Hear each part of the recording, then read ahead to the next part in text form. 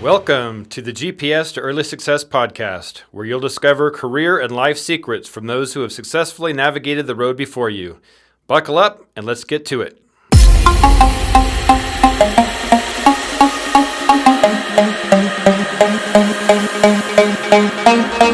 Welcome to the GPS show.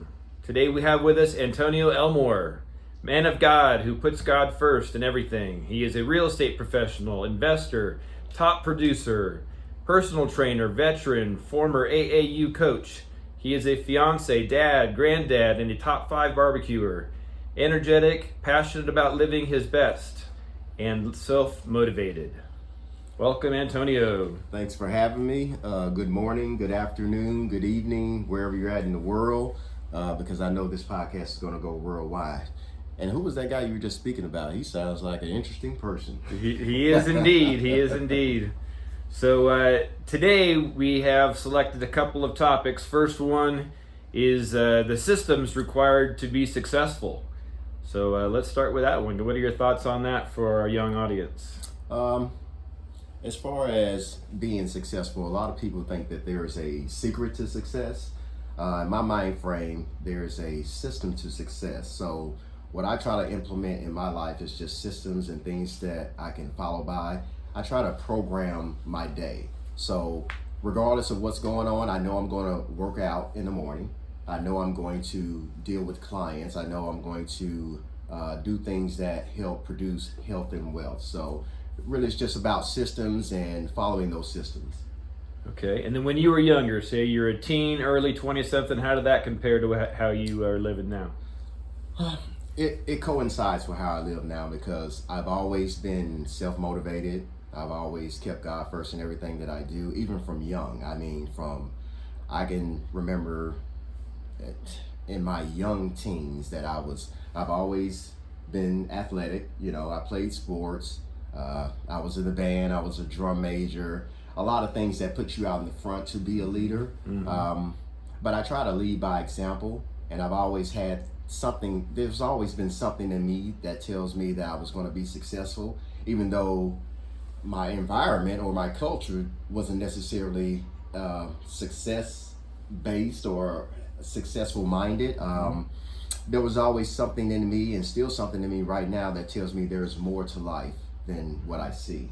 And did you have any mentors when you were young? I did. My parents, I grew up, it's me, my 2 sisters, and my brother. So my parents, they were key into it. My grandmothers, I say grandmothers, because I had 2 grandmothers and a great-grandmother, and they were more of my mentors, you know, and they were women, strong women, you know. So at the end of the day, we have a pretty big family, and I'm from Louisiana, so we had a big family, but it was a lot of males in our family. So being a male, my grandmother she kind of shaped and formed my experiences, and she always wanted me to be an upright man and be a good person. So, you know, with reading the Bible and going to church and all those different things, you know, she kind of instilled in me the right way to live. Yeah, well, I didn't realize we had that in common, because I was always raised in a house full of women.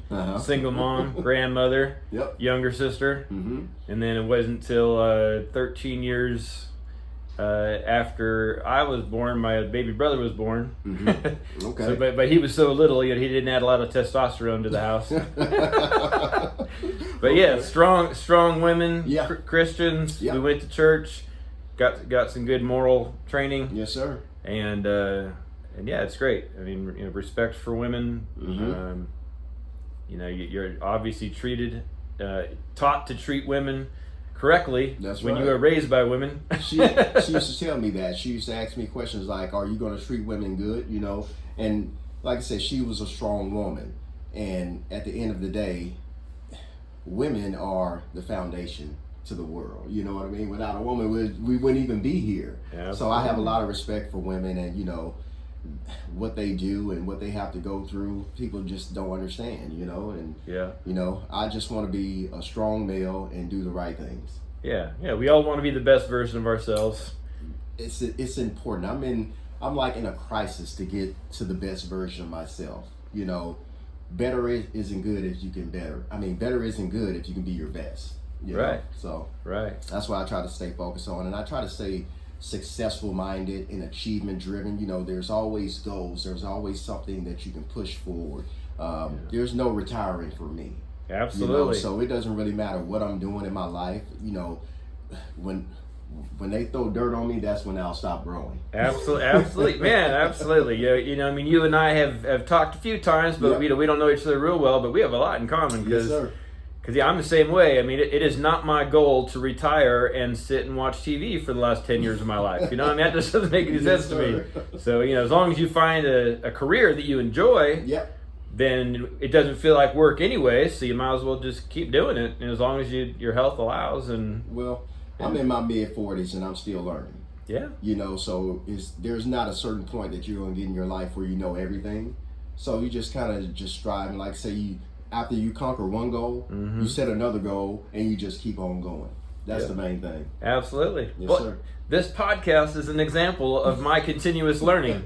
This is our first episode we're about to publish. Yep. I'm figuring out as I go along. You know, I got my friends at Rock Stars of Tomorrow that are helping me out and making it a little bit easier process. But before I met them, I was planning to charge forward with my little $20 Amazon microphone and my camera phone and just do it, because I wanted to get this advice out there to the young people that, you know, it'd be a shame for me to make these hundreds of mistakes in my life and have no one else learn from them. So it's like, well, I got to get that out there. And I go, well, I'm not really one to just monologue into a camera, so I'm going to start inviting some of my friends to join me and have conversations like this. But yeah, I didn't know. I knew nothing about podcasting like 6 months ago. Okay. And now I know this much about podcasting. And you will continue to Oh yeah, and it's going to get better and better every episode, I'm sure. I mean, while we get to our 100th episode, 500th episode, it's going to be, who knows, awesome, man. And the good thing about it is you didn't make up an excuse not to do it. Yeah. You know, some people have, you know, analysis paralysis. They just overthink things. I'm the kind of person, like, I just jump into it and I figure out as I go. You know, some people are not like that, but at the end of the day, you can plan, but it's all about action. You know, so put your plan to action. Absolutely. I'm real big on what they call the deathbed perspective. Yes, sir. You know, where you're laying on your deathbed, you know you're going to die at any time, you're looking back on your life. That's right. And, you know, are you going to have a lot of regrets, or are you going to think, hey, I lived a good life? That's right. So in every decision I make these days, I mean, I'm 51 now. I didn't think that way in my 20s. I mean, I thought I was invincible, I could do anything and whatever, but now, you know, I realized that time's limited. You know, I got 30 or 40 years left on this planet, and I'm going to make the most of them. And I'm going to make sure they're the best 30 or 40 years. You know, the first 50 were good, but you know, the next 30, 40 are going to be better. And I've experienced that with myself. You know, when you're younger, you feel like you're invincible. But, you know, as you get older, you start realizing, you know, there's quarters to life. You got the first quarter, you got the second quarter. You know, once you get past, you know, your 40s, so let's just say if the average lifespan is 80 years, okay, I'm in the third quarter. So I got to make it happen. I got to make it happen now. You know, time is not promised to any man. You know, you never know what's going to happen. You don't have to wake up tomorrow. You know, so. You know, you just got to you got to live every day like it's your last. Well, because one day you're going to be right. Well, the thing is, we might think we're in the third quarter right now, but we might be in the fourth quarter with like 2 minutes to go. Hey, I'm going to push you to overtime. So you got to have systems. You got to have a plan. You know, if you don't have a goal to shoot for, you're just wandering around. That's right. You have no idea. You know, you're never going to end up where you want to go if you don't decide where you want to go. That's right. So your systems advice is like gold. Now, I know you also talked about attitude and imagination. Let's talk about those for a little bit. I feel like the attitude is really important. You know, are you the type of person that lights up a room when you come in? Or are you the type of person that makes everybody want to get away from you? You know, I've been that person on both sides, you know, so attitude is really important. There's a song by the Barcades says, your attitude is what describes you. You know, that was one of my dad's favorite songs. At the end of the day, you have to have a good attitude. A good attitude can take you farther than working hard. you know, and then your imagination, you know, God has put something into you, and he's put something in you that you're supposed to do. You have a purpose. You know, I can do things based off what my purpose is, but a lot of times I look at it like, what is God's purpose for me? You know, and I meditate a lot, and I try to figure that out, and I talk to my subconscious mind. You know, I tell my subconscious mind to give me some direction, you know, and at night I tell it to heal my body and different things of that sort, because at the end of the day, I'm not in direct connection with God, but my subconscious mind is, you know, so I try to instill things in me, and I listen to positive things, and of course I'm a personal trainer too, so I work out constantly, you know, 5-6 times a day, and like I say, it's a conjunction between health and wealth. I don't want to be wealthy and can't spend my money, if that makes sense. You know what I mean? So I want to be able to enjoy life. And as I get older, you know, I know God's going to bless me. I have so many blessings right now. I wake up in the morning, I get on my knees and say my prayers, okay? And then I have 2 or 3 minutes of time of showing gratitude, being grateful for what I have. Absolutely. Then I go to work out, and then I start dealing with, you know, real estate and different things of that sort, and you know, building a relationship with people take you a long way. I'm pretty sure if I didn't have a good attitude, you would not have me on the show right now. Yeah, you know? I hand selected you out of a group of 100 people to be my first guest, and it was a lot because your attitude. Yeah, and that's not something that was designed. You know, this is it's just me working on myself. I try to work harder on myself than I do on my job, because if you work hard on yourself, someone is going to notice you. Yeah. And then the job will benefit. Exactly. It's a trickle effect. Yeah. And of course, helping other people, that attracts people to want to help you, right? It's all about building relationships in life. You know, I'm real motivated, and I'm a real confident guy, and sometimes that can lead in the wrong direction, because you try to do everything yourself. You know, just even with success, I want to be the kind of person that I want to be able to leave a trail. I want to be a trailblazer. I want to leave a path where someone else can follow, because everything is not always going to be gravy. You're going to hit some hard times in your life. That's all it is to it. But, you know, you got to have principles that you stand on. And when you have those principles, no matter what comes at you, you can handle it. Let's share some hard time stories real quick. I got some too. Okay. And so do our listeners and our viewers. You know, they want to know we're real people, and that we have been through some stuff. I mean, so whatever you're willing to share, just. Well, I mean, I've been through a lot of ups and downs in my life. Nothing has been gravy, you know. And like I say, I'm still building and I'm still learning. I'm a veteran. I signed up for 4 years. I did 2 years. You know, that wasn't the plan, but at the end of the day, I know that God had a better plan for me. You know, I moved here to the DFW area around 20 years ago. I would say same here, exactly 20 years ago. Yep. See, we got a lot of California, coming from Louisiana. So I can remember a point in my life. I was maybe around 24, 25. I was doing well here, had a job and everything, and then I decided I was going to move to Houston. Yeah, and it wasn't even my idea to move to Houston. So that happened. I moved to Houston, and it wasn't a great experience, because I don't think that's where God placed me. He placed me here, you know? So sometimes you try to do things just based off your mind. You need to do what the Spirit tells you to do. So anyway, it was a rough time down there, and I ended up moving back down here to Dallas, and it was rough trying to get back on my feet. I have this story. I call it the pickle juice story. My kids know about it, and they don't want to hear it because I tell this story a lot. It was basically when I moved back down here, I had 3 different apartments at one time, and I couldn't pay for any one of them. So every time the lease, it's time to pay for one, I'll just go get another one and another. Like I said, I had 3 different apartments. That was quite creative. Yeah, so sometimes you got to do what you got to do. Yeah. At the end of the day, the last apartment that I had, it was a struggle. it was a struggle to keep food in the refrigerator. I mean, at one point, like I said, this is the pickle juice story. All we had in our refrigerator was some pickle juice. That's it. Mm-hmm. And I can remember one day I was telling my cousin, I was like, okay, I ate some kind of sandwich that day, and then I told him, don't drink all the pickle juice because I want some of that tonight. That's dinner. Exactly. So that's my pickle juice story. So, and guess what? I have about 2 or 3 bottles of pickle juice in my refrigerator now. I'm doing well now. Yeah. Oh yeah. But that reminds me all the time. Every time I open up my refrigerator, I see pickle juice. And there's nice pickles in there also. Yeah. There's not just pickle juice in there, but that's my story.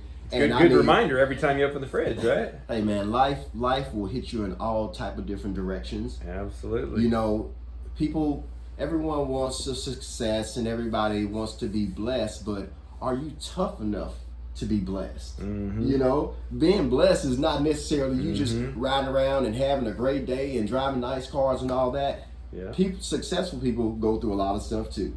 But you have to be tough enough to be blessed in success. Right. And you have to be willing to humble yourself. That's right. And believe me, that's a humbling experience because I've never went through that. I mean, like I said, I was always a leader and I always had things and I was always focused on getting to the next level. But when God took me through that, man, you know, I mean, sometimes rock bottom could be a great place to build a foundation because I was at rock bottom. Okay? Yeah, I got a rock bottom story. I do. Let's hear it. I do. No, I was in corporate marketing for almost 20 years. Mm-hmm. I worked on the FedEx.com web team. Mm-hmm. I worked on the Nokia mobile phones when they were a big deal. Okay. North American e-commerce manager. and they were cool jobs. I mean, as far as the work goes, the work was interesting. Mm-hmm. But the politics killed me. You know, there's a lot of backstabbing and lying and mudslinging. And I was never any good at that game. I didn't want to be good at that game. You shouldn't. No, but I lasted 18 years in it. And then one day I just couldn't do it anymore, and I had to make a change.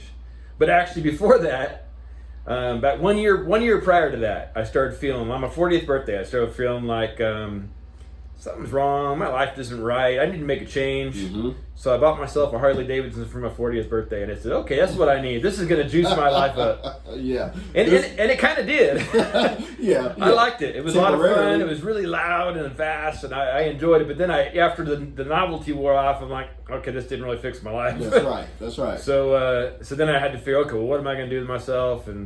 And so I tried going independent for a while with my marketing skills, and that was a rough road. And then my big sister, who's a teacher out in California, she said, you know what, you got a heart for kids, you're good at explaining things, I think you should be a teacher. And like light bulb went off, like, I think you're right. Yeah. That just hadn't even occurred to me. And you would be surprised how God sends a messenger, you know, on something that you're called to do. Because a lot of us, it takes a lot of us, some people know, you know, fast, but most of us, it takes us a long time to feel out what we're called to do. You know, you just never know what you're called to do, but that's why I pray a lot, and that's why I ask for intuition, you know, to understand what I need to be doing. That's funny, I was in corporate for 13 years. I worked my way from a customer service rep all the way up to the manager, you know, and I felt pretty secure in that job. Until they start doing layoffs. You know? Oh yeah, I've been through multiple layoffs over the 18 years. Yeah, but guess scary. What? 3 months before I was laid off, I started an LLC, and I was going to start investing in real estate. Guess what? I didn't know that I was going to be laid off. But by the time I was laid off, I was already in the motion of doing real estate. And I was like, okay, I'm going to be an investor. I'm going to have rental properties and all this kind of stuff. But I was always needing a realtor's information. So I was like, you know what? I'm in laid off status. So why don't I go ahead and just become a realtor? So, you know, sometimes God will put you in a position where a problem is really an opportunity. It's a two-sided coin. So let's just say if we took a quarter. It has two sides to a quarter, right? I look at this in life. There's two sides to a coin. There's opportunity and there's problems, which is the same coin. But a lot of times in life, God will give you... Which side you focus on is up to you. Yeah. Well, I mean, God will give you a problem, but it's really an opportunity. It just depends on how you look at it. you know. So Yeah. that's my story. Yeah, no, yeah. I mean, I love quotes and just short bits of wisdom, so I collect those. And there was one that said something like, a lot of people miss opportunities because it's dressed up in overalls and looks like work. That's right. That's right. That's right. There's an opportunity that's dressed up like a problem. And sometimes if something bothers you, or if something is like annoys you, you may be called to fix that. You just never know. If there's something that just like aggravates you, oh, I hate the way this person does this and they do that, or why can't this person do this better? Maybe you're the person that's called to get it right. So you just gotta look at, it's all about how you look at things. We've been around long enough to see a lot of busy people, us included, and our coworkers and such. And something that especially young people who are just starting their careers don't often understand the difference between these two words, and they are activity and productivity. So what do you think? What do you think about those two words? I speak from experience with that. I mean, at the end of the day, you need to be doing high gain activities that are going to produce for you. I'm a personal trainer, so I use a lot of things that coincide with training. So let's just imagine that if you're on a treadmill, you're running, but you're not going anywhere. You're in the same place. So that's what I kind of use when I say activity versus productivity. Now, if you're on a treadmill, you're producing, but there's a difference if you were out running outside, going somewhere. So you can run in place all day. You can be busy, but is it producing? Is it high gain activity for you? So let's just like in real estate, I can go around showing house. I can go show 20 houses to an unqualified person. Yeah, can't get approved for a loan, but you spent 20. I showed you 20 houses. 20 hours showing 20 houses. That's not going to produce anything. Right. Okay. Right, so it's basically working for free. So you want to do something that has an end game to it. So you got the person qualified and whatnot. You're showing houses. You are moving forward. So busyness is going to lead to business instead of me just running around being busy doing things that don't really matter. Because a lot of times, let's just say if I need to make 20 phone calls in that day, I can go mow the yard, I can go wash clothes, I can do a lot of stuff being busy, and at the end of the day I haven't did anything. Didn't make any money. Exactly. So that's what I mean by being busy. It's the difference between being busy and doing business. Yeah.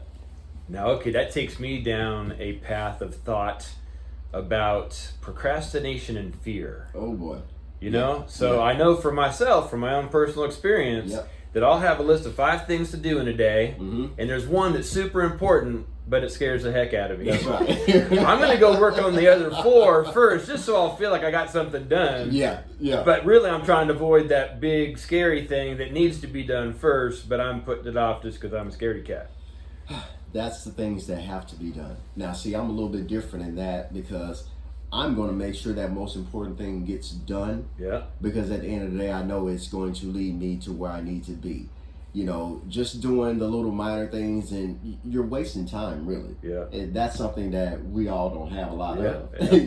So you can't get it back. Procrastinating is not going to get you anywhere. You got to be focused, you got to be disciplined, and you got to think about the end game.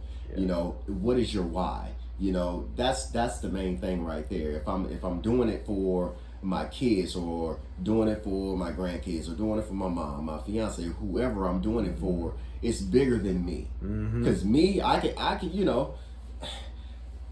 I listen to a lot of quotes, and there's a quote that Les Brown has. He said, "Do what is hard, and your life will be easy. But do what is easy, and your life will be hard." And basically, what that means is, if you do what's easy, you make up excuses of why you can't do things, and you procrastinate and all this good stuff, your life is going to be hard. But if you have discipline, you have focus, and you do the things that you don't want to do, even though you need to do them, your life will be a lot easier. Now, we have an educator's version of that that says, hard school, easy life. Easy school, hard life. It's the same thing. Yes, same thing, but it's all about getting the kids to hit the books. That's right. Hit the books now, work hard, you'll have a nice cushy life later with a good job. But you slack off in school, you learn nothing, you're going to flip burgers the rest of your life, and you're not going to be happy. So choose which part of your life you want to be hard. And I was like that growing up. It's some people just have it, but growing up, I used to always tell myself, I am going to work my tail off right now while I'm in my 20s and whatnot, because when I get in my 40s and my 50s, I don't want to have to do what I'm doing now. And believe me, I speak from experience, and then I see people that I've grown up with, and they did a lot of playing around, growing up. I was very disciplined, and I was like, you know what? I'm focusing on there's an old man that's coming to my house. Me. One day, I used to tell myself when I was young, in my 20s, there's going to be an old man that shows up at your door one day. And that's going to be the older version of you. You need to take care of that older man right now. So while I'm young and I'm energetic and I can do all these things, when I was 20, I was trying to take care of the 40-year-old me. Now I'm in my 40s, I'm trying to take care of the 60-year-old me. It's all in conjunction. You got to start thinking ahead and what's the end game. Because I don't want to be in my 60s looking for a job. Yeah. You know what I mean? Yeah. So now I'm in a point where I've done all the working for someone else. It's time, I'm willing to bet on myself. And that's what you got to do. I've done a lot of things in my life. You've done a lot of things in your life. But at the end of the day, they were all experiences that get us to a certain point in our life where we should be able to be able to create on our own. Right. I don't want to have to go into a job and get a paycheck. I don't have an ego.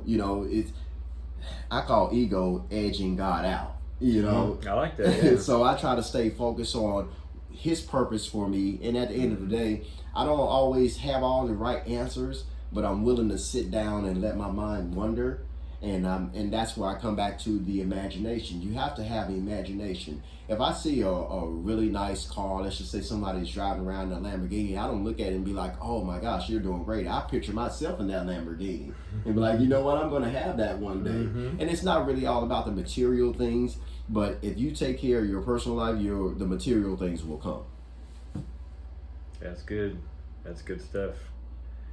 Anybody who's listening locally in North Texas, I would like for them to know how to get a hold of you if they have real estate needs. But before you do that, any other last advice? Well, first of all, I'd like to thank you for what you're doing, because it means a lot. I mean, you're working with the kids, and you're mentoring right now without even having someone here to mentor. So at the end of the day, what you're doing is great. I love the podcast. I love the environment. You're doing great things, and keep doing it. Thanks. Far as any motivation, I would tell the kids to just do what you're called to do. You don't necessarily know what you're called to do, but you can definitely find out. And experience is a good teacher. Experience, fail often, fail early. Because at the end of the day, failure, you're not judged off all your failures, but your success is in direct correlation with all your failures. Like you said with Thomas Edison. How many times did he try to make the light bulb? 17,000 or something like that, yeah. Those times don't even matter. Right. So you will fail your way to success. As far as getting in touch with me, I'm Antonio Elmore. Right now I'm with Ebby Holiday Realtors, Antonio Elmore at Ebby Holiday, Antonio Elmore at Ebby.com, or they can reach me at 469-430-9179. And like I said, I like to look at myself as a real estate professional. So I help people buy, I help people sell, I help people lease, and I have a good relationship with investors. So, and I'm an investor myself. So if anybody want to get in touch with me and they want to move to the DFW area, or if they need any information, like far as, the value of the house or anything, it's all about being helpful. That's what I'm here for, to help. I can help. That's great. And I will make sure I put all that contact information in the show notes. Yes, sir. So they'll have an easy access in case they couldn't write fast enough. Whatever, we'll have it there, clickable links and all that. All good. So, all right. This, I think, wraps up this episode. And just want to say thank you very much for coming in and Thanks having for this having me. great talk. And This has again, been I awesome. hope our audience enjoyed this talk as much as we did. And listeners and viewers on YouTube, please, let us know what you thought. We're just getting started here, so give us your comments. We'd love to hear what we did right, but we're also ready for the, the little sting of this could have been better. But Yep. please give us the feedback. We want to know, because this is episode 1 for us, and we want to make it better. And if there's a topic that you would really like to hear on a future episode, please put that in the comments as well, so that I can make sure that we cover the topics you want to hear about. So thanks again for listening, and we'll see you next time. God bless. That is all we have for you today. Whenever you feel lost, we'll be here to show you the way. Big thank you to Rockstars of Tomorrow in Frisco, Texas, for the use of their state-of-the-art recording studio and for supporting our cause. Leave a review on your favorite podcast player or go to thegpsshow.com to be notified of every new episode.